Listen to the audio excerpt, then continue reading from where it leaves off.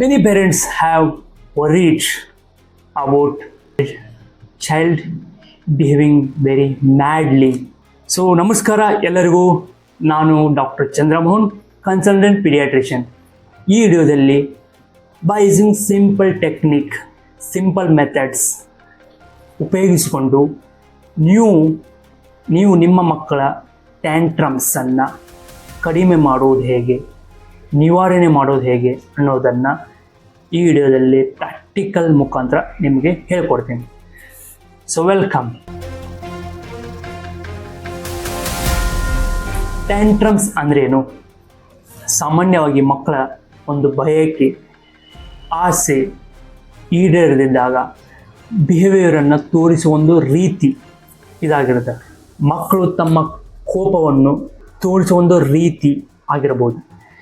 ಇದರಲ್ಲಿ ಮಕ್ಕಳು ಸಾಮಾನ್ಯವಾಗಿ ಜೋರಾಗಿ ಅಳೋದು, ಚೀರುವುದು, ನೆಲದ ಮೇಲೆ ಒಂದು ಬಿದ್ದಾಡಿ ಅಳುವುದು, ವಸ್ತುಗಳ ಮೇಲೆ ಸಿಟ್ಟನ್ನು ತೋರಿಸುವುದು, ಇದು ಟ್ಯಾಂಟ್ರಮ್ಸ್ ಅಂತೀವಿ.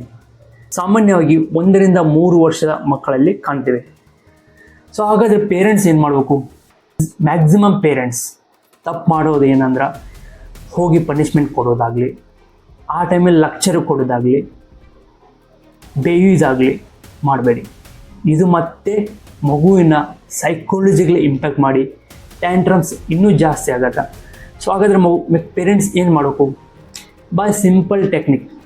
ಈ ಟೆಕ್ನಿಕನ್ನು ಏನಾದರೂ ನೀವು ಯೂಸ್ ಮಾಡಿದರೆ ನಿಮ್ಮ ಮಗುವಿನ ಟ್ಯಾಂಟ್ರಮ್ಸನ್ನು ಕಡಿಮೆ ಮಾಡೋದು. So first methods ignore method. ಒಂದು ವೇಳೆ ನಿಮ್ಮ ಮಗುವಿನ ಟ್ಯಾಂಟ್ರಮ್ಸ್ ಮೈಲ್ಡ್ ಟು ಮಾಡ್ರೇಟ್ ಇದ್ದರೆ ಇಗ್ನೋರ್ ದೇಮ್. ಆ ಮಗುವಿನ ಮೇಲೆ ಫೋಕಸ್ ಕೊಡದೆ ಅಥವಾ ಏನನ್ನು ಹೇಳಿದೆ, ಬೇಯಿದೆ, ಜಸ್ಟ್ ಇಗ್ನೋರ್ ಮಾಡಿ. ವಿತಿನ್ ಎ ಸೆಕೆಂಡ್ಸಲ್ಲಿ ಮಗು ಆಗಿ ಮತ್ತು ಬಿಹೇವಿಯರ್ ನಾರ್ಮಲ್ ಆಗುತ್ತೆ. ಎರಡನೇ technique distraction technique. It's very provable technique. ಏನಪ್ಪ ಅಂದ್ರೆ, ಮಗು ಸಡನ್ನಾಗಿ ಯಾವುದೋ ಒಂದು ಬಯಕೆಯಿಂದ ಅದು ಬೇಕು ಅಂತ ಅರ್ಥ ಆಗುತ್ತೆ. By showing some other things, T V ನೋಡೋದಕ್ಕೆ ಅಥವಾ ಮೊಬೈಲ್ ಕೊಡೋದಕ್ಕೆ ಅಳೋದು ಶುರು ಮಾಡಿದರೆ ಡಿಸ್ಟ್ರಾಕ್ಷನ್. ಮಗುವಿನ ಕರ್ಕೊಂಡಾಗಿ ಒಂದು ಆಟಿಕೆ ಸಾಮಾನು ಕೊಡೋದಾಗಲಿ, ಅಥವಾ ಅದರ ಫೇವ್ರೇಟ್ ಇರುವಂಥ ಫುಡ್ಡನ್ನು ಕೊಡೋದು, ಅಥವಾ ಬೇರೆ ಏನಾದರೂ ವಸ್ತುಗಳನ್ನು ಕೊಟ್ಟು ಡಿಸ್ಟ್ರಾಕ್ಷನ್ ಮಾಡಿ. This is called distraction technique.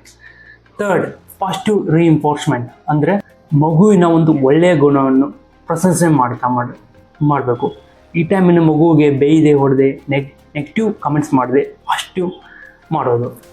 Fourth technique is time out technique. Time out technique ಅಂದ್ರೆ, ಮಗು ಏನಾದರೂ ಟ್ಯಾಂಟ್ರಮ್ಸ್ ತೋರಿಸಿದಾಗ ಮಗುವನ್ನು ಒಂದು ಸೇಫ್ ಮತ್ತು ಬೋರಿಂಗ್ ಪ್ಲೇಸಲ್ಲಿ ಇಡುವುದು. Just ensure that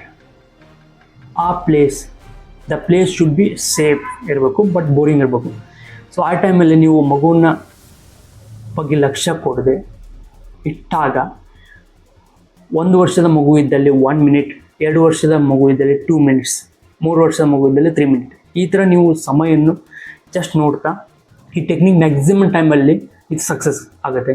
and every technique has successful. ನಿಮ್ಮ ಮಗುವಿಗೆ ಯಾವ ಟೆಕ್ನಿಕ್ ಸೂಟ್ ಆಗುತ್ತೆ ನೋಡ್ಕೊಂಡು, ಇವೆಲ್ಲ ಟೆಕ್ನಿಕ್ ಅಥವಾ ಟೈಮ್ ಆದಮೇಲೆ, ಮಗು ಸೈಲೆಂಟ್ ಆದಮೇಲೆ ಮಗುವನ್ನು ಕರೆದುಕೊಂಡು just hug them.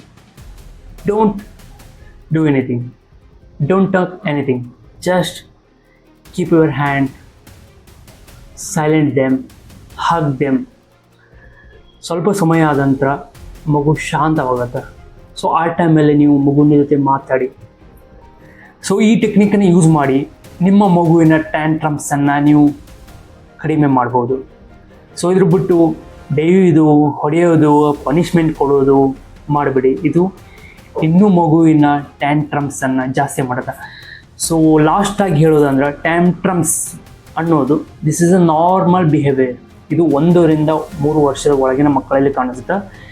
As a brain development, so as a baby grows, as a child grows, the brain mature ಆಗುತ್ತೆ.